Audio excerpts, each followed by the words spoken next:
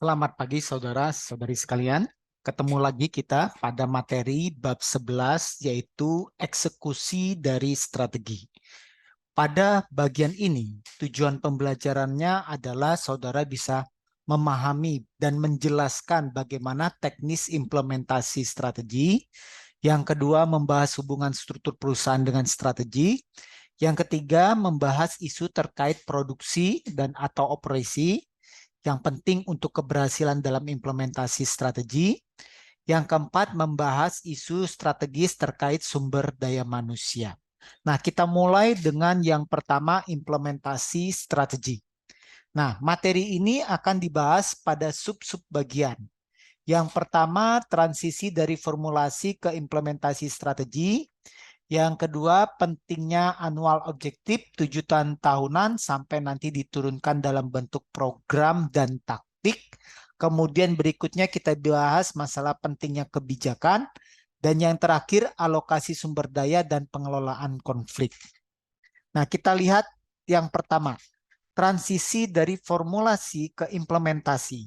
Nah, proses perumusan strategi tersebut biasanya tidak berbeda jauh untuk itu apakah itu perusahaan kecil, perusahaan besar, organisasi laba, ataupun organisasi nirlaba.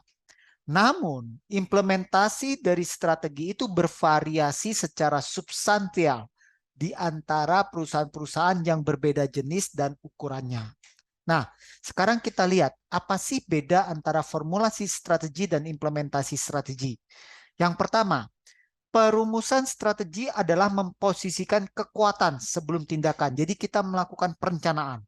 Sementara implementasi strategi adalah mengelola kekuatan tersebut selama aksi atau aktivitasnya. Ya.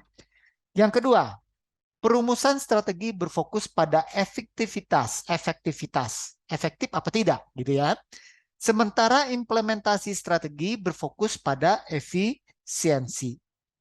Yang ketiga, perumusan strategi terutama merupakan proses intelektual, sementara implementasi lebih pada proses operasional. Yang keempat, strategi formulasi membutuhkan keterampilan intuitif dan analisis yang baik. Sementara implementasi itu membutuhkan motivasi dan kepemimpinan. Nah, ini bedanya antara formulasi dan implementasi. Kita lanjutkan yang kelima.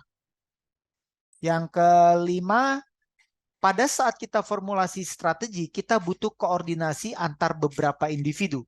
Sementara saat implementasi strategi, kita membutuhkan koordinasi dengan banyak orang, seluruh orang di dalam organisasi.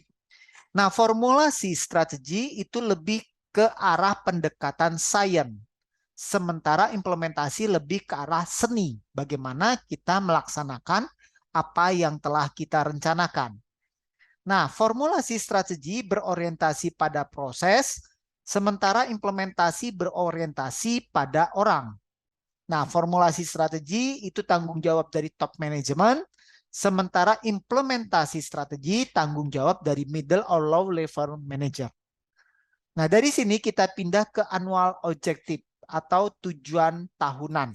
Kalau di balance scorecard disebut sebagai strategic objective. Nah, kenapa tujuan tahunan ini penting? Karena yang pertama, menjadi dasar untuk mengalokasikan sumber daya. Yang kedua, merupakan mekanisme utama untuk mengevaluasi manajer. Yang ketiga, instrumen untuk memantau kemajuan menuju pencapaian tujuan jangka panjang. Yang keempat, menetapkan prioritas organisasi, divisi, ataupun departemen. Yang kelima, sangat penting untuk menjaga rencana strategis tetap pada jalurnya. Nah, ini pentingnya tujuan tahunan atau strategic objective. Nah, tujuan tahunan ini menjadi pedoman untuk tindakan, mengarahkan, dan aktivitas setiap anggota yang ada dalam organisasi. Nah, tujuan tahunan biasanya dinyatakan dalam profitabilitas, pertumbuhan, dan pangsa pasar. Biasanya ketika kita menetapkan tujuan, sama seperti ketika kita diskusi tentang balance scorecard, mengembangkan yang namanya strategic objective, itu biasanya menggunakan kata kerja. Misalnya meningkatkan profitabilitas sekian persen. Misalnya meningkatkan pertumbuhan atau meningkatkan pangsa pasar. Ya. Nah, tujuan tahunan tersebut sama seperti waktu kita diskusi balance scorecard harus diturunkan lebih detail dalam bentuk program atau taktik yang waktu di balance scorecard disebut sebagai strategic initiative. Ya. Nah, apa itu program? Program adalah kumpulan dari berbagai macam taktik. Sementara taktik adalah tindakan yang diambil oleh organisasi sebagai bagian daripada upaya untuk mencapai suatu rencana tersebut, suatu rencana strategis. Contoh, perusahaan Xerox itu melakukan strategi turnaround, berputar arah. Maka diperlukan tindakan untuk secara signifikan mengurangi biaya-biaya dan pengeluaran yang ada dalam perusahaan. Nah, untuk itu perusahaan melakukan yang namanya sistem Lean Six Sigma. Jadi Xerox memperkenalkan Lean Six Sigma. Nah, program ini dikembangkan untuk mengidentifikasi dan memperbaiki proses yang bekinerja buruk. Sebagai saudara ketahui, yang namanya Six Sigma itu berarti setiap sekian juta produk hanya ada kerusakan sekitar 2-3 produk. Jadi sangat bagus. Jadi Six Sigma itu 6 kali dari standar deviasi. Apa yang terjadi pada perusahaan Xerox? Hasil dari dia membuat yang namanya program Lean Six Sigma, hasilnya adalah penghematan sebesar 6 juta US dollar dalam 1 tahun. Nah, tentu ini hal yang positif. Nah, berikutnya kita lihat. Taktik adalah rencana operasi spesifik yang merinci bagaimana strategi akan diimplementasikan dalam hal kapan dan di mana hal itu akan dilaksanakan. Taktik itu lebih sempit dalam ruang lingkup dan lebih pendek dalam time horizon bila mana dibandingkan dengan strategi. Nah, taktik oleh karena itu dapat dilihat seperti kebijakan itu merupakan penghubung antara perumusan strategi dan implementasi strategi. Nah, di sini dijelaskan beberapa taktik yang mungkin dilakukan perusahaan, taktik terkait waktu dan taktik terkait lokasi pasar. Nah, yang pertama, kita bahas terlebih dahulu taktik berdasarkan waktu berkaitan dengan kapan perusahaan akan menerapkan strategi tersebut. Ya, contoh taktik berdasarkan waktu adalah terkait perusahaan pertama yang memproduksi dan menjual barang atau jasa. Nah, ini yang kita biasa sebut sebagai first mover, perusahaan penggerak yang masuk dulu ke dalam pasar. Nah, perusahaan pertama untuk memproduksi dan menjual produk atau barang dan jasa tersebut disebut first mover atau pionir. Ada keuntungan perusahaan ketika menjadi first mover. Yang pertama, dia akan memiliki reputasi sebagai pemimpin industri. Bahkan nanti nama produknya bisa jadi identik dengan sebutan merek barang-barang yang ada di lini bisnis tersebut. Sebagai contoh, LCD projector itu pertama kali dibuat oleh Infocus.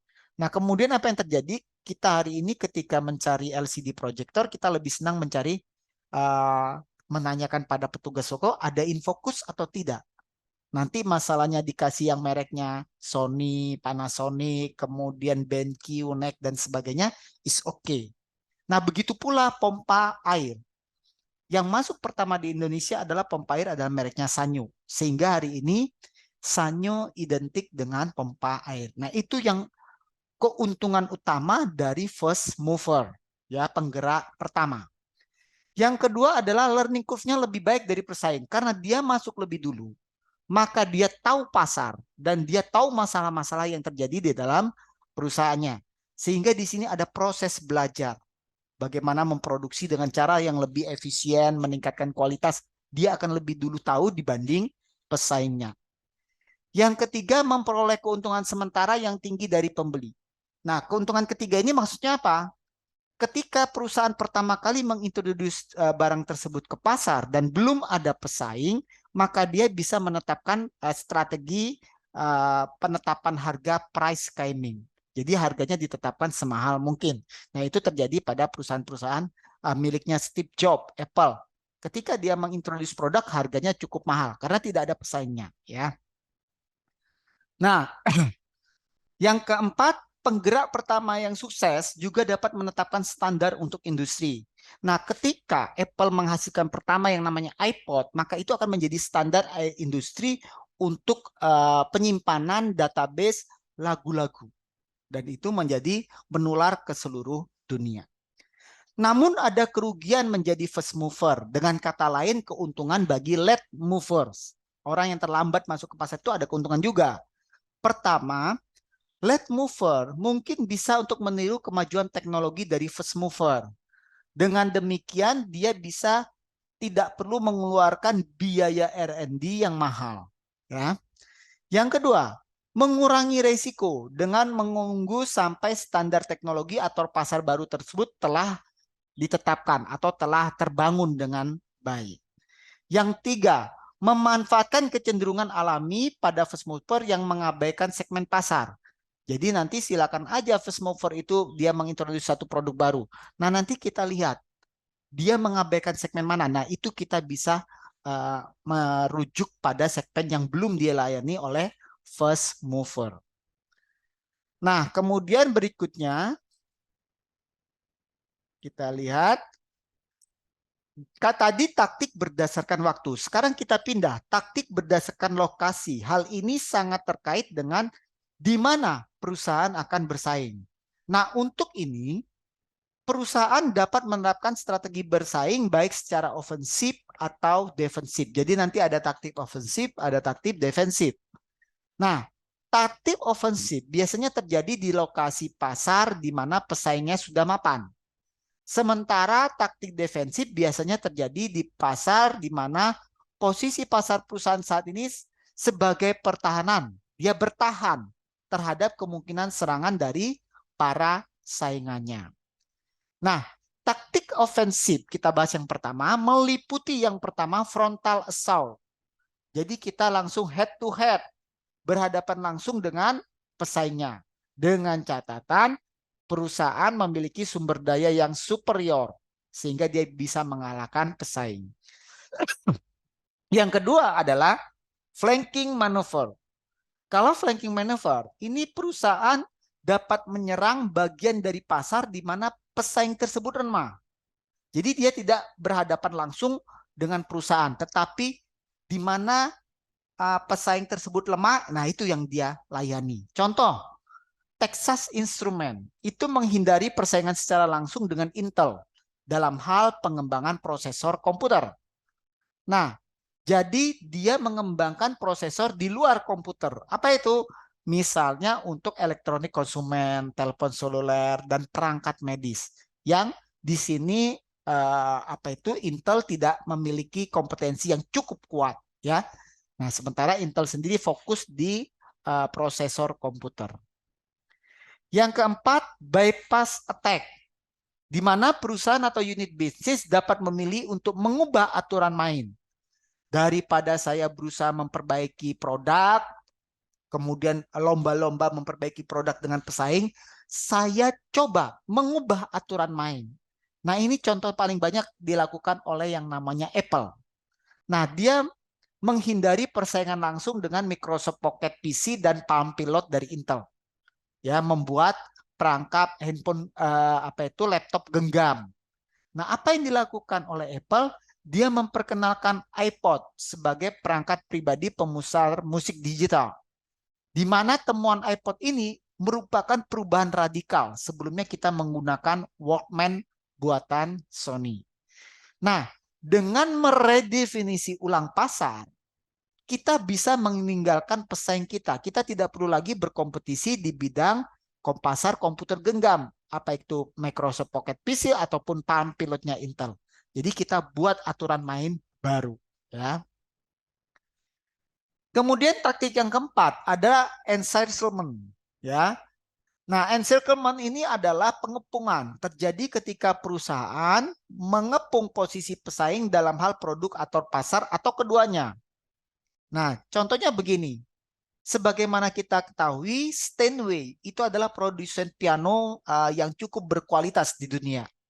Nah, kemudian Yamaha masuk. Tentu kalau dia masuk di produk yang berkualitas akan kalah lawan Steinway. Namun yang dilakukan Yamaha adalah encirclement. Encirclement ini adalah pengepungan. Dia membuat berbagai macam pilihan piano, keyboard, dan alat musik lainnya. Sehingga dia mengepung yang namanya Steinway. Sementara Steinway sendiri fokus pada piano yang untuk kelas high quality. Ya. Terus berikutnya adalah perang gerilya, guerrilla warfare. Nah, ini kita lakukan dengan cara apa? Hit and run, pukul dan lari. Nah, kenapa kita melakukan ini? Karena mungkin sumber daya perusahaan relatif terbatas. Nah, dengan cara ini, pendatang baru atau perusahaan kecil dapat membuat beberapa keuntungan tanpa secara serius mengancam pesaing. Ya. Nah, kalau kita head to head dengan pesaing sementara sumber daya kita terbatas, maka dengan mudah pesaing akan merontokkan kita. Nah, tapi dengan gerilya sesekali kita membuat peperangan kecil-kecil, ya, pertempuran kecil-kecil sama apa itu pesaing yang besarnya, di mana dia lengah, dia tidak melayani pasar itu. Nah, disitulah kita ambil. Nah, kunci dari pelaksanaan perang gerilya adalah perusahaan harus cukup sabar untuk menerima keuntungan kecil dan menghindari menekan pesaing yang sudah mapan. Jadi kita menghindari head to head dengan pesaing besar. Nah, setelah taktik ofensif terkait dengan di mana pasar yang akan kita layani, maka kita bisa melakukan taktik defensif berikutnya. Nah, menurut Porter, taktik defensif ini bertujuan untuk menurunkan kemungkinan serangan balasan. Nah, jadi kita mengurangi serangan balasan dari pesaing gede, ya. Nah, penggunaan taktik ini menyebabkan pesaing itu, wah, saya tidak perlulah melayani pesaing seperti ini. Nah, jadi pesaingnya berpikir seperti itu. Nah, tentu ini hal yang positif bagi perusahaan kita. Nah, namun taktik defensif ini biasanya kita harus mengurangi profitabilitas jangka pendek agar kita bisa tetap survive di jangka panjang. Ada beberapa taktik defensif. Yang pertama, membangun hambatan struktural. Tujuannya apa? Menjadi penghambat bagi calon pesaing baru. Contohnya ketika kita membuat produk, ya, kita buat akses pada saluran distribusi dengan menggunakan perjanjian eksklusif. Oke, you akan distributor akan melayani produk dari kami, tetapi tidak boleh melayani pesaing. Nah, itu caranya. Nah, atau bisa juga melalui cara meningkatkan buyer switching cost kepada pengguna. Jadi penggunanya kalau mau ganti produk itu akan mahal biayanya. Itu yang pertama. Yang kedua, meningkatkan persepsi pembalasan. Hal ini dilakukan dengan membangun persepsi. Bila mana ada yang menyerang produk perusahaan, maka perusahaan akan melakukan dengan pembalasan yang setimpal. Caranya bagaimana? Dengan cara memberikan potongan harga besar agar pelanggan tidak beralih ke pesaing baru tersebut. Nah, taktik defensif yang ketiga, menurunkan dorongan untuk menyerang. Nah, ini akan mengurangi ekspektasi penantang atas keuntungan masa depan dalam industri. Contohnya apa? Southwest Airlines. Itu adalah perusahaan low cost pertama di dunia. Perusahaan ini dapat dengan sengaja menjaga low cost, strateginya low cost, akibatnya apa? Harga jual produknya tetap rendah. Dan dia terus fokus bagaimana selalu dapat menekankan biaya low cost itu. Nah, dengan harga yang sangat rendah tersebut, maka tidak menarik bagi pesaing untuk masuk ke dalam ceruk pasar seperti ini. Karena keuntungannya sangat tipis bagi mereka, terutama pemain baru. Nah, ini cara kita bertahan, ya. Nah, dari program dan taktik kita pindah kepada kebijakan. Kebijakan itu apa? Kebijakan merupakan pedoman khusus,